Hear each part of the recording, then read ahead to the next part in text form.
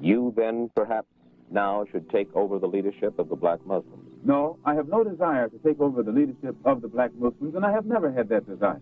But I do have this desire. I have a desire to see the Afro-American in this country get the human rights that are his due. I believe that the Islam religion is the best religion for our people because it creates unity and it gives one dignity and racial confidence and all of these things that are necessary to make a complete human being. Are you not perhaps afraid of what might happen to you as a result of making these revelations? Oh, yes. I probably am a dead man already.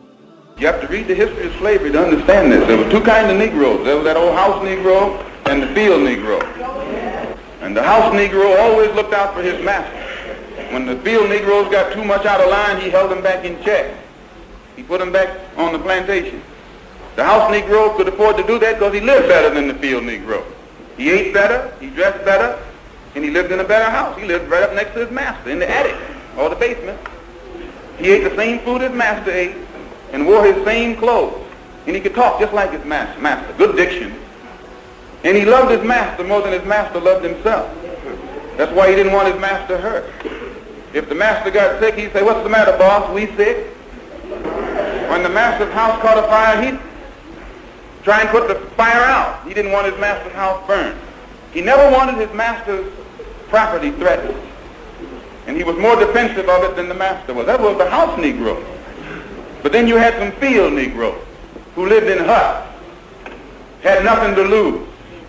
They wore the worst kind of clothes, they ate the worst food, and they caught hell. They felt the sting of the lash.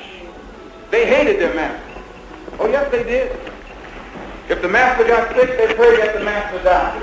If the master's house caught a fire, they prayed for a strong wind to come along. This was the difference between the two. And today you still have house Negroes and field Negroes.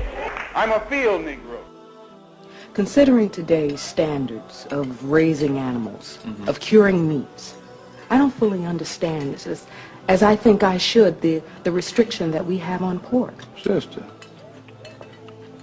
All right, I'll explain it to you. Here we have the bush pig, as it says, closely related to the domestic pig. Now, do you know why Muhammad teaches us not to eat from the pig? Well, the pig contains certain disease-causing organisms. Right. Right, you're exactly right. Now, that's the physical aspect. There's also the mental or psychological aspects, and there's the spiritual reasons why we're not supposed to eat of the pig. Look at the characteristics of a pig. He's sloppy, he's greedy like a pig, isn't that what they say? They also say you are what you eat. So what we put into our mouths affects our minds and our heart. We don't want to take on these characteristics of sloppiness, of uncleanliness, of selfishness. Now, from a spiritual aspect or a spiritual standpoint, the Bible and the Quran teaches us that it is divinely forbidden for us to eat of any pig. In various chapters in the Bible and the Quran it talks about this. So from a physical standpoint, from a mental or a psychological standpoint, from a spiritual standpoint, we don't want anything to do with this animal.